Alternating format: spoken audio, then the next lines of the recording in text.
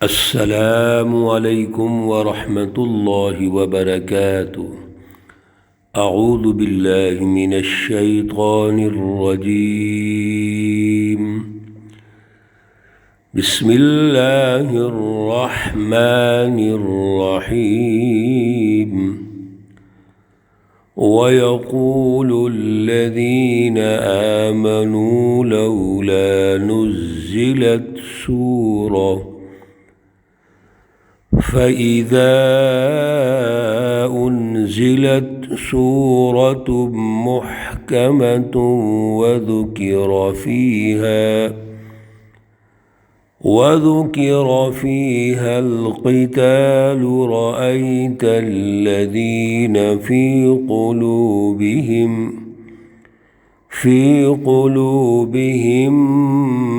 مرض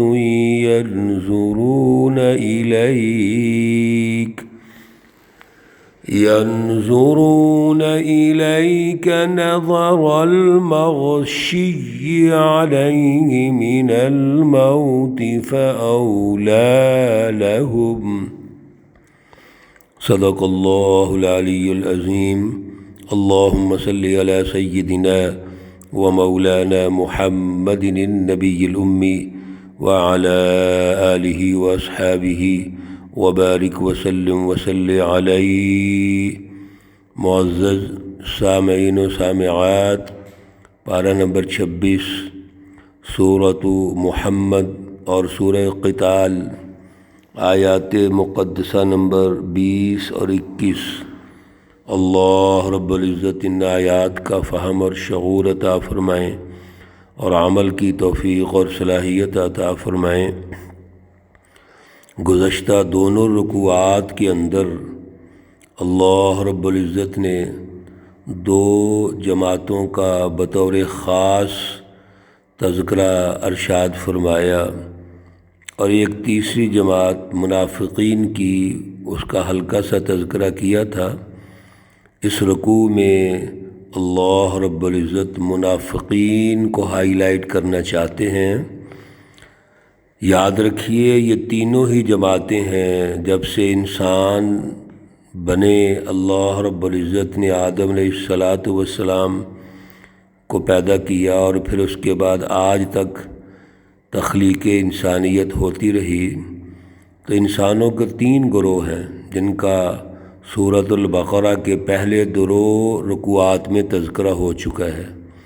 ایک مومنین متقین، دوسرے کفار مشرکین، اور تیسرے منافقین۔ اللہ رب العزت نے اس سورہ محمد اور سورۃ القتال میں انہی تینوں جماعتوں کو ہائی لائٹ کر دیا ہے، اور سب سے پہلے الذین کفروا وصدوا عن سبیل اللہ اضل اعمالہم، وہ کفار اور مشرکین جو ایک سسٹم کو قائم کرنے کے بعد اللہ کے راستے سے لوگوں کو روکتے ہیں، انسانیت میں اللہ کی پہچان نہیں پیدا کرنے دیتے، وہ کافر ہیں جو باطل ہے۔ ان کے مقابلے میں سچی جماعت ہے الذین آمنوا وعملوا الصالحات، جن کا شعور اعلیٰ ہے، فلسفی اعلیٰ ہے، اور پھر جد و جہد بھی اعلیٰ ہے۔ یہ حق ہے۔ اب حق اور باطل کی جنگ ہوگی، یہ قتال ہے، اور یہ ضروری ہے۔ کیوں؟ فضرب الرقاب، جو ان کے مافیاز ہیں، حکمران طبقہ ہے، اشرافیہ ہے، ان کی گردنیں اڑانی ضروری ہیں۔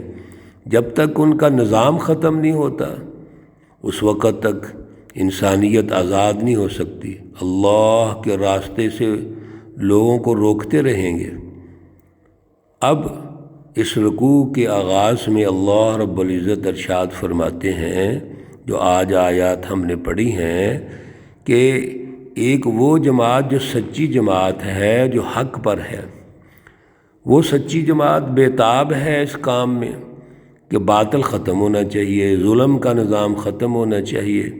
13 سالہ مکی دور ہے، رسول اللہ صلی اللہ علیہ وسلم نے جماعت سازی کا کام کیا، جماعت سازی کی بنیادیں رکھیں، اور جماعت کو ترقی دی۔ اب جماعت تشکیل پا چکی ہے، اب ریاست بن چکی ہے، تو آگے بڑھنا ہے، اور آگے بڑھنے کے لیے قتال ضروری ہے، جنگ ضروری ہے۔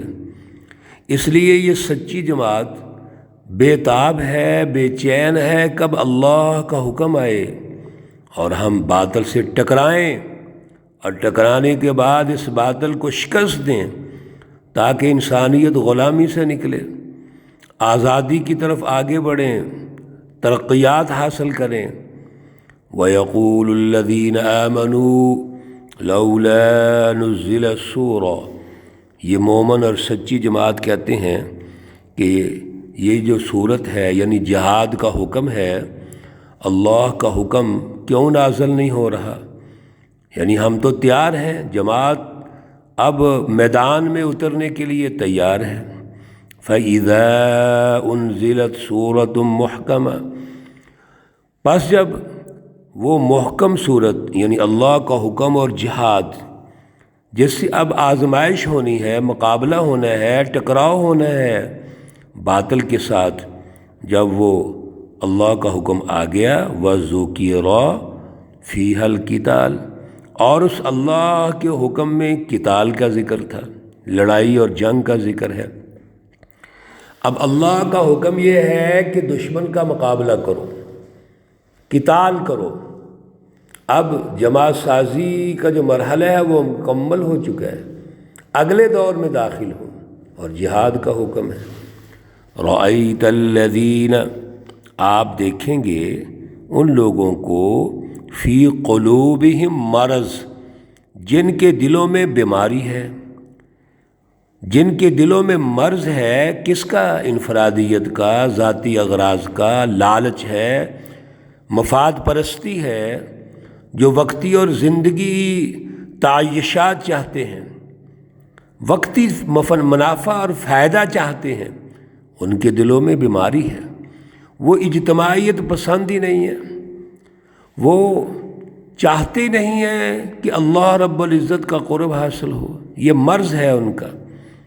آپ ان کو دیکھیں گے جب قتال کا حکم نازل ہو گیا، ینظرون الیک، وہ آپ کی طرف ایسے دیکھتے ہیں، نظر المغشی، جیسا کہ ان پر بے ہوشی طاری ہوتی ہے، علیہ من الموت، مرنے کے وقت۔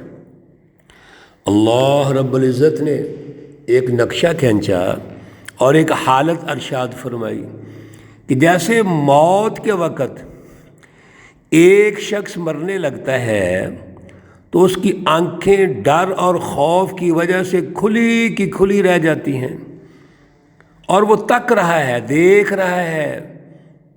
یہ بزدل منافق جن کا چہرہ بظاہر اسلام کا ہے لیکن اندر نفاق ہے، اندر کفر ہے، جب قتال کا حکم نازل ہوتا ہے، اب آزمائش ہونی ہے، اب لڑائی ہوگی، تو ان کے اوپر غشی کے دورے پڑتے ہیں۔ اس طرح دیکھ رہے ہیں، تک رہے ہیں، جس طرح کہ ایک بے ہوش شخص ہوتا ہے۔ یہ حالت ان کی اتنی خطرناک ہے کہ آنکھیں بے رونق ہو جاتی ہیں۔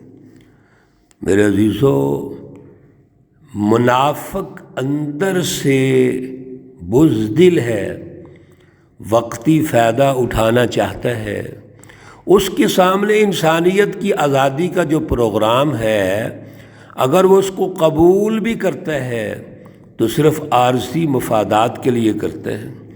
اللہ رب العزت فرماتے ہیں فَأَوْلَىٰ لَهُمْ، بس ان کے لیے خرابی ہے، بربادی ہے ایسے لوگوں کے لیے جن کے دلوں کے اندر مرض ہے، نفاق ہے۔ یہ جماعت کا حصہ نہیں بن سکتے۔ جماعت کا حصہ کون بنے گا؟ سچی جماعت میں کون شامل ہوگا؟ سنیے اگلی آیت کریمہ میں اللہ نے ارشاد فرمایا اور وضاحت ارشاد فرمائی، طاعت و قول معروف۔ پہلی بات یہ ہے کہ جماعت جو ہے وہ تو حکم مانتی ہے، طاعت کا معنی حکم ماننا۔ جو جماعت کے فیصلے ہیں، جماعت کا دستور ہے، ضابطے ہیں، ان کی اطاعت کرتی ہے۔ اور جماعت کا ضابطہ یہ ہے اس وقت کہ اب جہاد کرنا ہے، جنگ کرنی ہے تو اس کو قبول کریں گے۔ جماعت کا فیصلہ اگر ٹیبل ٹاک کا ہے تو اس کو قبول کر لیں گے۔ انہوں نے جماعت کے ساتھ چلنا ہوتا ہے، اور جماعت نام ہے فیصلوں کو تسلیم کرنے کا، فیصلوں کو قبول کرنے کا، فیصلوں کو اس طرح ماننا کہ اپنا سب کچھ اس کے لیے قربان کر دیں، اس کو کہتے ہیں طاعت، اور یہ سچی جماعت کرتی ہے۔ صحابہ کرام اسی طرح کی سچی جماعت تھی، جو رسول اللہ صلی اللہ علیہ وسلم کے ساتھ جب چلتے ہیں تو سب کچھ اللہ کے راستے میں قربان کر دیتے ہیں۔ وقول معروف، دوسری بات یہ ہے کہ ان کی اپنی رائے کوئی نہیں، جو جماعت کی پالیسی ہے، جماعت کے فیصلے ہیں، وہی ان کی گفتگو ہے، اسی کی اشاعت کرتے ہیں، اسی کی بات کرتے ہیں۔ جماعت چاہتی ہے انسانیت کو آزادی دلائیں تو وہ انسانیت کی آزادی کی بات کریں گے۔ جماعت چاہتی ہے اللہ کی پہچان پیدا ہو، رسول اللہ صلی اللہ علیہ وسلم جماعت صحابہ کے ذریعے سے قومی انقلاب لانا چاہتے ہیں، تو جو سچی جماعت ہے وہ بھی وہی بات کرے گی، اسی کو تسلیم کریں گے، اسی کی گفتگو کریں گے، اسی کا پراپوگنڈا کریں گے۔ فَإِذَا عَزَمَ الْأَمْرُ، پس جب کسی فیصلے کو وہ پکا کر لیتے ہیں، جو مشاورت ہو رہی ہوتی ہے، وَشَاوِرْهُمْ فِي الْأَمْرِ، جن امور میں ضرورت ہے مشاورت کی، مشورہ ہو گیا، اب اس کی بالادستی کرنی ہے، اس پر یقین لانا ہے۔ فَإِذَا عَزَمْتَ فَتَوَكَّلْ عَلَى اللَّهِ، پھر اس مشاورت کے بعد اللہ پر بھروسہ ہے۔ اللہ کے ساتھ جب ہمارا تعلق مضبوط ہو گیا اور اللہ کی رضا کے لیے اب باہر نکلنا ہے، جنگ کرنی ہے، تو پھر اس کے مقابلے میں اور کوئی سوچ نہیں ہونی چاہیے۔ اسی لیے فَلَوْ صَدَقُوا اللَّهَ، اللہ ارشاد فرماتے ہیں بس اگر آپ سچے رہیں گے اللہ سے، لَكَانَ خَيْرًا لَهُمْ، البتہ یہ بہتر ہے ان کے لیے جو فَإِذَا عَزَمَ الْأَمْرُ، جب کسی معاملے کی جو اہم معاملہ ہے اس پر مشاورت ہو گئی، اس پر تاکید آ گئی، تو پھر اس کے بعد اپنی رائے نہیں ہونی چاہیے، بلکہ اب اللہ کے ساتھ آپ کا ایک تعلق قائم ہو گیا، تو لَوْ صَدَقُوا اللَّهَ لَكَانَ خَيْرًا لَهُمْ، اب ہمیں اس معاملے میں اللہ پر بھروسہ کرنا چاہیے، اللہ رب العزت سے تعلق مضبوط کرنا چاہیے، اور ہمت اور جرأت کے ساتھ آگے بڑھنا چاہیے۔ یہ ہے وہ ہمت جو قلب کی ہمت ہے، جس سے آگے بڑھنا ہے، اور یہ اگر پیچھے رہ جائے گی، دل میں بیماری ہوگی، تو میرے عزیزو یہ نفاق ہے۔ اللہ رب العزت نے یہاں جو منافقین کی حالت ارشاد فرمائی، آج کے دور میں بھی سمجھنے کی ضرورت ہے۔ آج بھی ہم اس سسٹم سے کمپرومائز کر کے اس اسلام کو قبول کیے ہوئے ہیں جو میٹھا میٹھا اسلام ہے۔ کہتے ہیں جی نماز کی اجازت ہے، نماز پڑھ لیں، ارکان اسلام کر لیں۔ میرے عزیزو، ارکان اسلام کی اجازت تو انگریزوں کے ملکوں میں بھی ہے، یورپ میں بھی ہے، سب جگہوں پہ ہے۔ کوئی کسی کو نماز پڑھنے سے نہیں روکتا، بلکہ وہ تو سہولتیں پیدا کرتے ہیں نماز کے لیے۔ تو یہ تو ملک جو مسلمانوں کا ملک ہے، وہ تو اس وقت اسلام غالب ہوگا، اس کی رٹ قائم ہوگی جب پہلے سے نظام ختم ہوگا۔ تو کمپرومائز کیوں کرنا ہے؟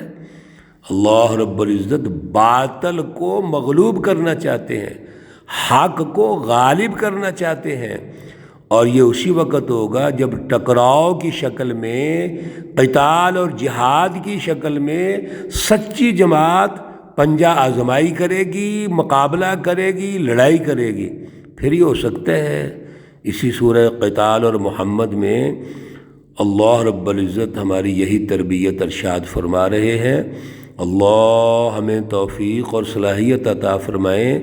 اللہ رب العزت تمام بیماروں کو شفائے کاملہ عاجلہ مستمرہ عطا فرمائیں۔ اللہ رب العزت تمام مرحومین و مرحومات کو جنت الفردوس میں اعلیٰ مقام عطا فرمائیں۔ ربنا تقبل منا إنك أنت السميع العليم وتب علينا إنك أنت التواب الرحيم، وصلى الله تعالى على النبي الأمي محمد وعلى آله وأصحابه أجمعين برحمتك يا أرحم الراحمين۔ السلام علیکم ورحمۃ اللہ وبرکاتہ۔